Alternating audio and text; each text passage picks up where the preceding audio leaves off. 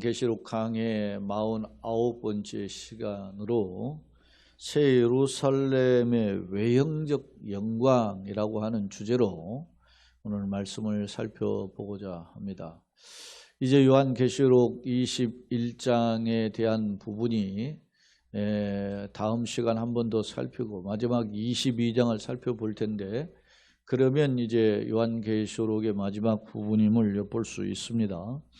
자, 서론에 소개된 내용을 함께 읽겠습니다. 요한계시록 21장 9절로부터 22장 5절은 성도가 장차 누리게 될 새 예루살렘 성의 구체적인 모습이다. 그런데 그 표현을 숫자와 재료 또 외형적 형태로 묘사하고 있는데 거대하고 화려함을 살펴볼 수 있다. 이러한 모습은 에스겔 성경이 48장까지 이루어지고 있는 중에 마지막 40장부터 48장의 새로운 성전에 대한 예표임을 알 수 있어요. 그리고 48장 마지막 부분에 여호와께서 거기 계십니다 라고 하는 표현으로 하고 있어요. 그것을 여호와 삼마라고 표현을 하죠. 그 성전의 영혼이 함께 계시겠다라고 하는 예표입니다. 자, 에스겔 성경은 다니엘과 함께 포로 기간에 주어진 메시지예요. 에스겔 다니엘은 포로에 잡혀 바벨론으로 끌려간 포로 중에서 활동하던 기간에 벌어진 일들이죠. 끌려가기는 다니엘이 먼저 끌려가고 1차 포로에 끌려갔고, 에스겔은 2차 포로에 끌려갔는데 나이로는 아마 에스겔이 다니엘보다 한 5살에서 7, 8살 더 많은 것으로 추정이 됩니다. 왜냐하면 그 상황들을 이렇게 지켜보면 알 수 있어요. 에스겔이 25 끌려가서 30살에 선지 활동을 했으니까 그런 부분을 알 수 있고, 다니엘의 경우는 15살 정도에 끌려갔고 그 뒤로 이제 계속 활동했으면 알 수 있는데, 그 다니엘과 에스겔에 끌려간 텀은 약 한 8년, 7년, 8년 이래 텀이 이루어지고 있으면 알 수 있어요. 자, 이야기가 확대되었지만 에스겔, 다시 말하면 포로 기간에 주어진 하나님의 에스겔을 통한 환상이 새 성전의 환상이 마지막 결론 부분에 나타난단 말입니다. 거기에도 보면 측량하는 모습들이 나와요. 고와 장과 이런 넓이, 폭과 같은 그런 것을 측량해요. 새 성전을 환상 중에 측량하죠. 마찬가지로 요한계시록 21장의 9절 오늘 21절에 살펴볼 텐데, 본문에 나오는 그런 그 새로운 예루살렘 성에 관련된 측량의 규모에 대해서 이것도 환상으로 보는 거잖아요. 그런 내용과 학자들은 에스겔서 40장 40에서 48장에 이르는 내용과 유사점을 찾게 되는 것입니다. 자, 그렇다면 왜 천사가 무슨 까닭으로 사도 요한에게 이 새 예루살렘의 그 찬란한 영광을 보여줬을까? 뭐 천사가 보여주고 싶어 보여준 게 아니고 하나님의 지시에 따라서, 하나님 뜻에 따라서 보여준 거죠. 그렇다면 왜 하나님께서 사도 요한에게 이 찬란한 새 예루살렘 성을 눈으로 목격하게, 지금 환상 중에 보는 거죠, 보게 하셨던 것일까? 참고로 우리가 지금 이 21장에 와 있잖아요. 그런데 17장, 18장이 하나님을 대적해서 높아진 세상의 큰 성에 대한 이야기를 해요. 그 성의 이름이 뭐죠? 바벨론입니다. 근데 그 성이 음료로, 큰 음료로 표현되기도 하고 큰 성 바벨론으로 표현되고 있는데, 그 성은 짐승의 휘하에서 우상에게, 소위 사탄에게 절하게 하고 우상 숭배하게 하는 그러한 무리들임을 알 수 있어요. 그런데 그 성들이 요한계시록 17장과 18장에 화이도다, 무너졌도다, 큰 성 바벨론이여. 이런 표현으로 그 화려했던 웅장했던 바벨론 성이 무너짐을 묘사하고 있습니다. 자, 이것과 대조적이라는 것입니다. 자, 세상의 그 화려하고 찬란한 영광의 성 바벨론은 무너지지만 그러나 하나님이 예비한 성, 어떤 성? 새 예루살렘은 형용할 수 없을 정도로 찬란하고 영광스럽다라는 것입니다. 오늘은 구절로 21절만 살펴보는 그 중에 그 내용의 핵심들을 보면 외형적, 그 비교하는 거죠. 큰 성 바벨론의 모습과 대조적으로 하나님의 예비하시는 새로운 성, 새 예루살렘 성은 어떤지를 비교하는 거예요. 흔히 우리가 비교할 때 무슨 새 발의 피 그런 말 하잖아요. 우리 어렸을 때 개미발의 옥화 이런 표현을 했는데, 다시 말하면 아무리 화려한 바벨론 성이라 할지라도 새 예루살렘 성에 비해서는 뭐다? 새 발의 피와 같다. 그런 소위 조족지혈과 같은 존재에 불과함을 보여줘요. 그렇게 보여주셨다라는 겁니다. 자, 앞서 17장, 18장을 통해서 화려했던 큰 성 바벨론이 무너짐을 보았는데 이와 무관하지 않다. 연관성이 있다라는 것입니다. 그러면 그 내용을 살펴보자라고 하는 것이죠. 자, 성경으로 돌아와서 9절부터 오늘 본문 말씀을 살펴보겠습니다. 7 대접을 가지고 마지막 7 재앙을 담은 7 천사 중 하나.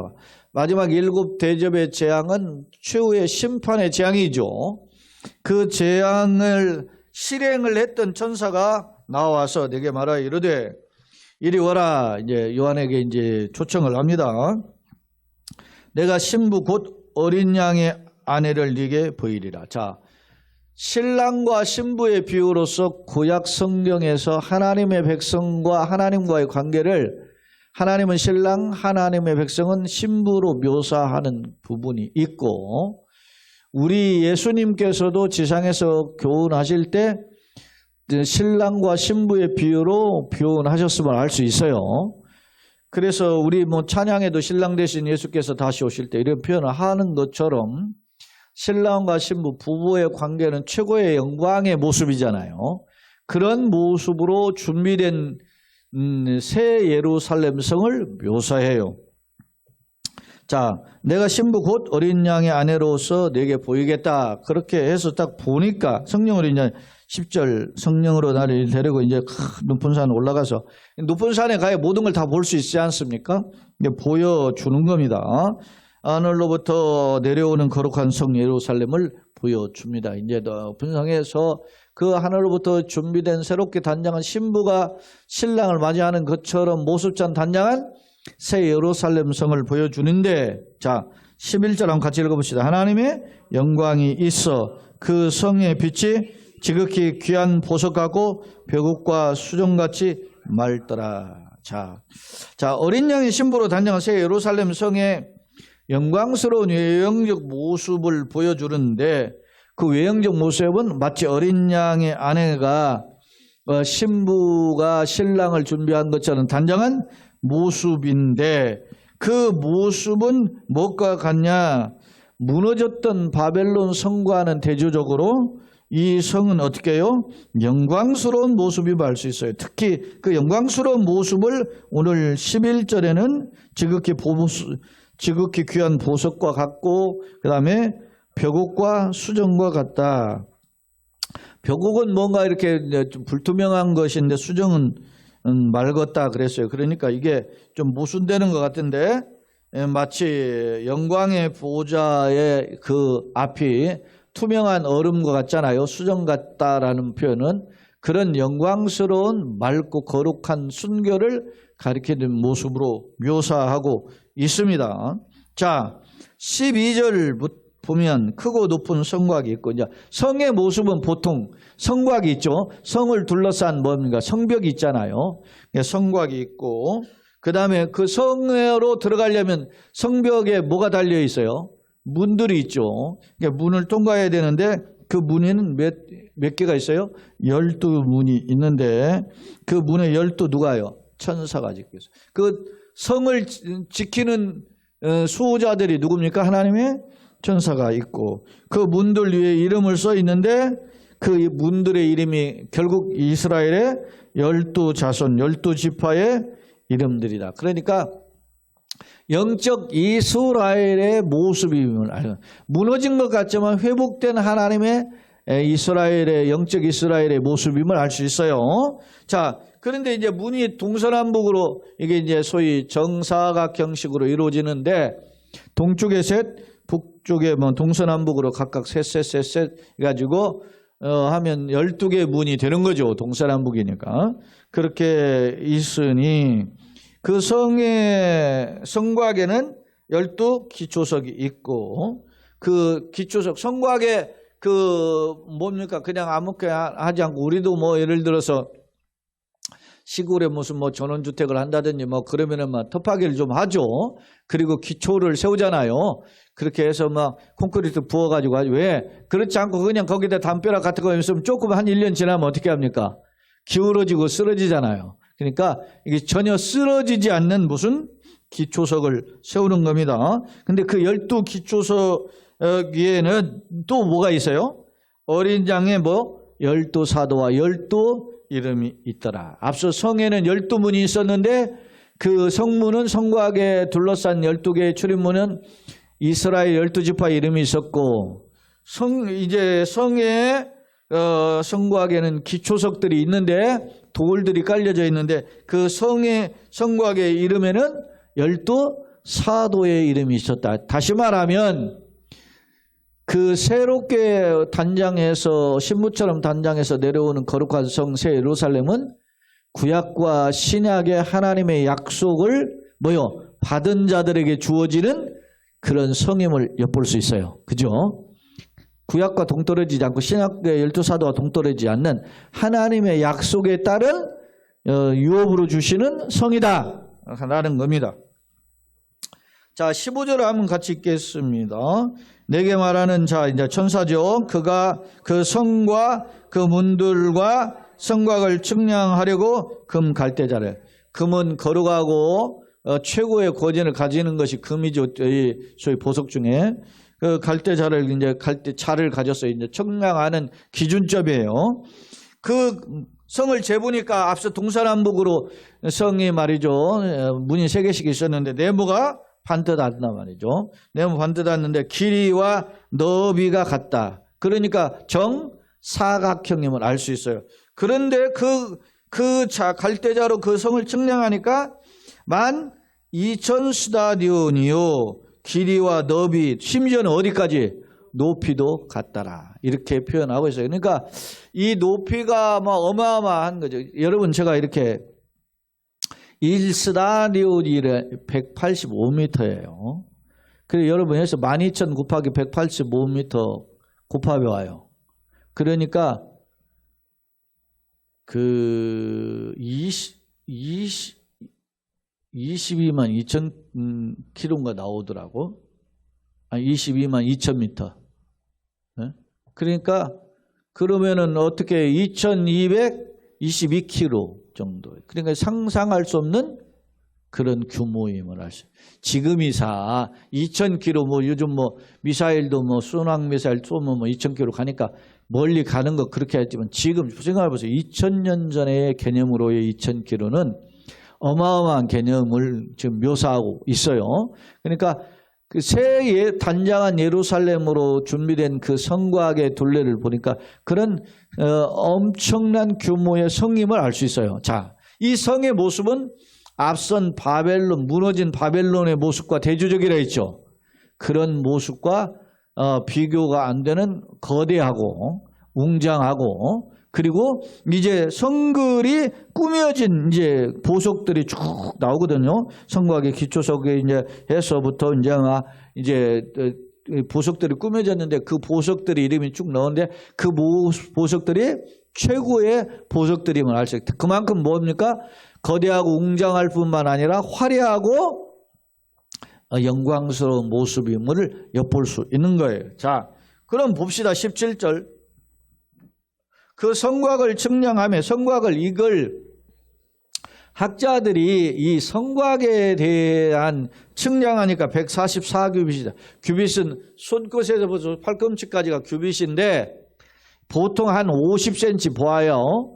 그 구약에서와 신약의 개념이 좀 몇 cm 차이가 나는데 그냥 대충 보통 그냥 평범하게 50cm로 봐요. 구약에서는 한 46cm, 신약은 52cm로 학자들 또 이렇게 분류하는 학자가 있는데 그러나 그냥 보통 50cm로 보면 144 성곽이 측량이 되니까 이거라. 그래서 어떤 학자는 이 성곽의 벽의 두께를 이렇게 말하는 사람도 있고, 144규빗도 어마어마하죠. 1규빗에 여러분 생각하면 50cm니까 100규빗이면은 5,000cm니까 약 50m잖아요. 어? 아니 뭐 어떻게 되지? 50규빗, 100규빗이면은 50cm에 100을 더하면 얼마입니까? 5m, 50m죠, 50m. 그래서 어떤 학자는 이 성의 두께라고도 말을 하지만 혹 어떤 학자는 뭘로 이야기해요? 성의 높이라고 또 이야기도 해요. 그러니까 앞서 예루살렘 성의 규모가 12,000 스타디온으로 높이와 길이와 넓이가 같았죠. 그러니까 웅장했는데 그 성을 두르고 있는 성벽의 규모가 이렇게 성벽의 높이 이걸 성곽을 측량하니까 144규빗인가 높이다. 어떤 학자는 아니면 성벽의 두께다 이렇게 해석을 하는데 아마 보통 높이로 해석을 해요. 그러니까 100규빗은 한 50m가 넘으니까 144니까 약 한 70m가 넘겠죠. 그런 한 75m, 80m 되는 그런 규모의 높이로 성벽이 이루어져 있음을 알 수 있어요. 자, 거대한 성의 모습이죠. 자, 그런데 그 성곽은 벽옥 앞서 나왔죠. 벽옥으로 쌓였고 그 성은 정금, 금인데 유리 같더라. 금인데 굉장히 맑은 유리와 같은 그런 모습입니다. 거룩과 이 유리는 거룩과 순결을 가리키는 표현이라고 했었어요. 자, 그러면 이제 19절부터 21절은 그 성에 둘러있는 12기초석에 대한 보석의 이름들을 소개해요. 자, 그 성곽의 기초석은 각색 보석으로 꾸며졌는데 아까 12보석 기초석이 있고 그 기초석에는 12사도의 이름이 있었죠. 문은 12지파의 이름이 있었고 근데 이게 첫째 기초석은 벽옥이요라고 표현했는데 이 벽옥이라고 하는 것을 제가 이 주석에 살펴보니까 뭐 수정석 이렇게 표현했어요. 에스퍼라고 표현하고 있거든요.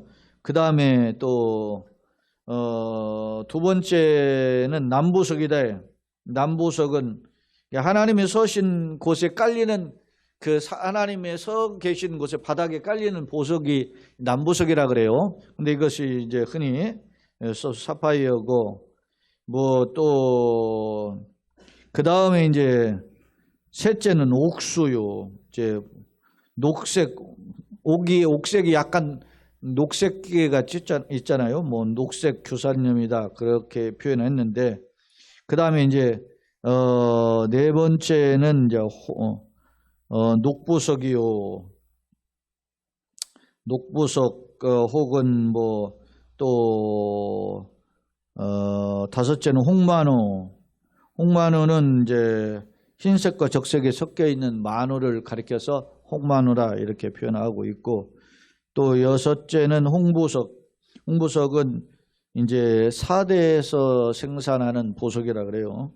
그렇게 하고 나는 이 보석 이름도 모르겠어요. 무슨 어떤 건지 하도 뭐 그냥 영어로 다들 적어놔가지고 처음부터 해놓으면 되지 뭐. 여러분 이런 보석 다 압니까? 나는 보석 하나도 몰라요. 내가 보석이 어떤지 알아야 금반지, 은반지 이런 거나 알지. 봐야 다이아몬드하고 큐빅 정도 진주 정도 알지.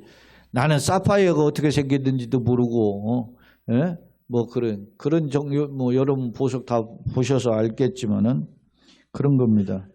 그래서 제가 이렇게 그래서 일일이 다 한번 사전 찾아봤는데 그래요. 그다음에 여덟째는 이제 노곡 9죄는 담황옥, 10죄는 비치옥, 11죄는 청옥, 12죄는 자수정. 근데 이제 거기에 보면 뭐 가끔 이름이 알려진 게 있어요. 뭐 토파즈라든지 에메랄드라든지 뭐 이런 건 들어본 거예요.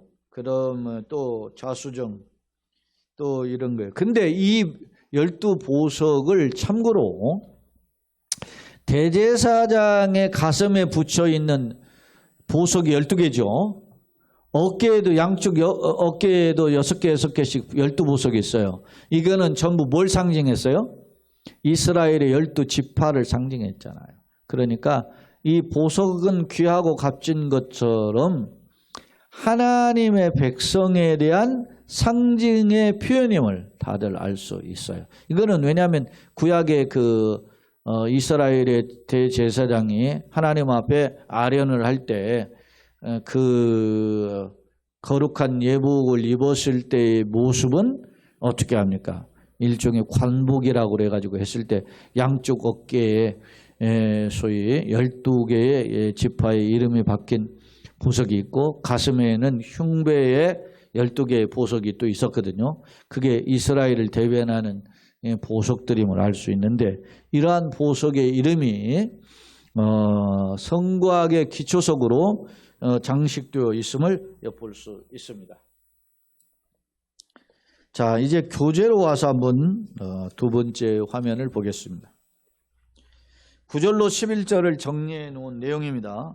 어린 양의 신부로 단장한 새 예루살렘 성의 영광스러운 외형적 모습을 지금 사도 요한이 성령에 이끌려 환상중에 보았죠. 자, 성도들을 하나님의 신부로 묘사하는 표현은 신구약 성경에서 자주 나타나는 표현인데 여러분이 받으신 유인물로 받으시는 교재에는 제가 그 신부로 묘사한 신랑과 신부로 묘사한 하나님 백성의 관계를 묘사한 표현들을 성경 구절을 여러분들에게 제공해 드렸어요. 영상으로는 소개되지 않지만 유인물에는 나눠드렸습니다. 또 이 내용을 보면 10절로 11절은 에스겔 40장 48장을 반영하는데 특히 앞선 17장과 18장은 하나님을 대적하여 높아진 큰 음녀가 머무는 성이 큰 성 바벨론인데 그것은 와르르 무너짐과는 대조적이다라는 것을 보여줘요. 이는 멸망하는 바벨론 성과는 달리 하나님의 영광이 가득한 영광스러운 성이다라고 표현하고 있습니다. 두 번째로 이제 12, 14절인데 크고 높은 성곽에는 12문이 있는데 이스라엘 12지파가 있고 또 12기초석이 있는데 12기초석은 12사도들의 이름이 있다라는 겁니다. 다시 말하면 새 예루살렘 성은 신구약 성경 속에서 약속된 하나님 구약의 지파와 약속된 12사도를 근거로 하고 있음을 알 수 있어요. 그러니까 하나님의 말씀에 근거하여 세워진 생명 공동체다라고 하는 것이 새 예루살렘 성의 특징입니다. 그리고 15절 마지막 21절은 성곽의 길이는 너비 이게 성이죠. 예루살렘 성의 모습이 길이 너비 높이가 12,000 스타디온이며 12보석으로 꾸며졌는데 예루살렘 성을 측량해 보니까 정입방형 모습으로 12,000 스타디온은 185m 1스타디온을 곱해보니까 2,200km 정도의 거리였다는 겁니다. 144규빗은 높이로 추정하는데 12 곱하기 12 즉 완전함과 거대함을 뜻한다 이렇게 표현하고 있어요. 그리고 이제 맑은 유리 같은 거룩한 순결의 하나님 영광이 나타나고 그리고 이제 성에 둘러싸인 12기초석에는 12개의 보석이 박혀져 있음을 알 수 있는데 이게 12지파와 12사도를 가리킨다 하는 내용이었습니다.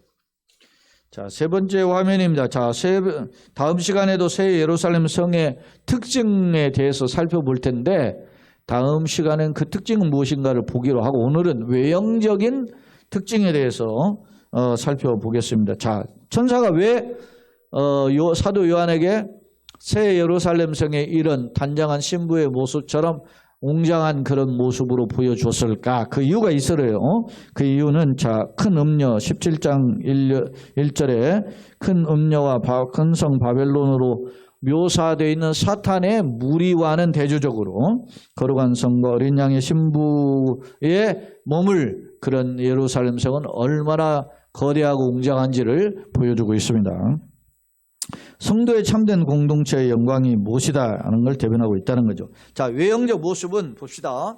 성곽과 성문은 에스겔서 48장의 내용을 반영하고 있고 크고 높은 성곽에 견고하죠. 그리고 12문 동서남북으로 있는데 택하신 자들이 이제 모두 동서남북에 있는 수많은 영혼들을 불러들이는 그런 것을 이야기해요. 누구든지 주의 이름 부르는 자는 멸망하지 않고 영생을 얻는 길을 열어주신단 말이죠. 그런 걸 이야기하고 12기초석은 12사도들의 이름인데 교회의 공동체가 하나님의 새 예루살렘 성은 교회 공동체 위에 세워진 곳이다 라고 하는 것을 보여줘요. 그 다음에 이제 금갈대자로 측량해 보니까 그 넓이와 높이 길이가 12,000 스타디온이었고 또 성곽의 규모가 144규빗인데 아마 이 성곽의 높이로 추정한다 그렇게 표현하고 있어요. 참고로 왜 12,000 스타디온인가 12,000이라는 개념을 어떻게 계산했냐면 전통적인 해석법이죠. 자, 성경에서 말씀하는 하나님의 수는 3이죠. 성부, 성자, 성령이니까 3이죠. 인간의 수는 몇이죠? 4예요. 그래서 하나님의 수와 인간의 수가 곱해지거나 더해진 것을 최고의 가치로 보아요. 더하면 7이죠. 그래서 럭키 7이 되는 거고 곱하면 3, 4, 12가 되는 거예요. 그래서 12 사도 12 지파 그 개념이에요. 그런데 거기에 그러면 1000은 뭐냐? 이스라엘의 숫자의 개념 중에서 1, 2, 3, 4, 5, 6, 7, 8, 9, 10밖에 없어요. 그러니까 10은 숫자의 개념에서 최고 큰 숫자예요. 최고 많은 숫자는 이게 큰 숫자보다는 많다라는 개념이에요. 그러니까 10을 곱하기 10 곱하기 10은 몇이죠? 100이죠. 100이면 100마리 양 이때 100마리 양은 정말로 많은 양이에요. 100마리의 양만은 아니고 정말로 많은 양인데 근데 그걸 한 번 더 곱해서요. 그럼 무엇이죠? 1000이 되죠. 그래서 10 곱하기 10 곱하기 10 가장 큰 수를 3번 곱하는 거. 3번 이스라엘은 2번이나 3번을 반복하면 뭐예요? 가장 어떻게 중요한 걸 반복. 그래서 성경에서도 누구 어떻게 하죠? 두세 증인을 데려다가 증인 삼잖아요. 그러니까 10을 2번 곱하거나 3번 곱한 것은 최고로 많은 것을 가치를 강조해. 그러니까 3번 곱했으니까 1000이죠. 그러니까 12에 1000을 곱으니까 몇입니까? 12,000 스타디온인가. 그러니까 그 규모는 사실은 우리가 아까 제가 185m를 계산해서 많이 12,000 스타디온으로 계산했지만 2220km라고 했지만 상상할 수 없는 넓이와 길이와 높이를 가진 성이 뭐다? 새 예루살렘 성이다. 무슨 말 아시겠죠? 그것이 고대 2000년 전의 개념으로 볼 때 그 어마어마한 규모였다는 겁니다. 오늘날 아까 제가 이야기하잖아요. 뭐 미사일 쏴도 뭐 2000km 그냥 가는데 그렇게 생각할 개념이 아니다라는 것입니다. 어마어마한 규모에 대한 표현을 하고 있음을 보여줘요. 그리고 이제 그 건축 재료로 기초석으로 쓰인 12보석의 이름들이 제가도 좀 표현하지 못하는 그런 수많은 그 값진 보석들로 이루어져 있다라고 하는 것입니다. 최고의 보석이라는 거죠.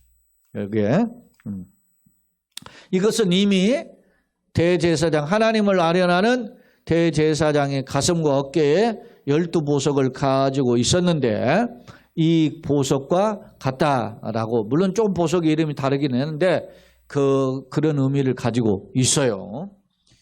자, 결론입니다. 본문은 새 예루살렘 성 앞서 큰 성 바벨론과 대조적인 새 예루살렘 성인데 큰 성 바벨론은 심판을 당해 무너지죠. 예수님의 재림과 함께 심판당해 무너져요.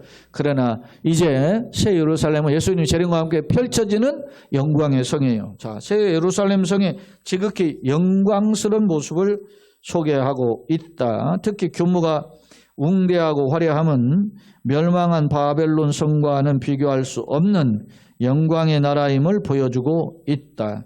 주목할 점은 하나님께로부터 오는 새 예루살렘은 형용할 수 없는 행복한 곳이지만 이미 앞서 우리가 그 하늘로부터 내려온다라고 2절에 나와요. 그리고 그 성은 마치 그 하나님이 친히 그들의 하나님이 되셔가지고 눈물을 닦아주고 슬픔이나 애통함이 다시 있지 않다고 이렇게 표현했어요. 2절로 4절 읽어보면 나와 있어요. 이미 우리가 지난 시간에 보았어요. 그런 곳이지만 그러나 죄인들은 뭐요? 들어갈 수가 없어. 왜? 불신자는 들어가지 못하는 오직 오른편의 양의 무리들만 들어갈 수 있어요. 들어가지 못하고 어린 양의 생명책에 기록된 자들에게 주어지는 새하늘과 새 땅입니다. 특히 영적 전쟁에서 어떤 자에게? 이기는 자에게 주시는 겁니다. 그래서 앞서 소아시아의 7교회, 에베소 교회를 비롯해서 라오디게까지 7개의 교회의 이름 편지를 보내면서 너희는 성령의 교회들에게 말씀을 들을지다 그러면서 이기는 자에게 주시는 약속을 이야기하잖아요. 그러니까 이기는 자, 영적 전쟁에서 승리하는 자만 받을 수 있는 곳이 이 새하늘과 새 땅이고 새 예루살렘 성이다라고 하는 것입니다. 그렇다. 새 예루살렘 성을 보여주시면 사탄의 핍박으로부터 지친 성도들을 위로하시는 하나님의 약속임을 엿볼 수 있다. 나는 무엇을 소망하는가? 썩어질 세상의 영광인가? 하나님의 얼굴을 사모하는 자로 살자. 여러분 출애굽기 33장 20절에 보면 모세가 말이죠. 하나님의 얼굴을 보여달라 그러죠.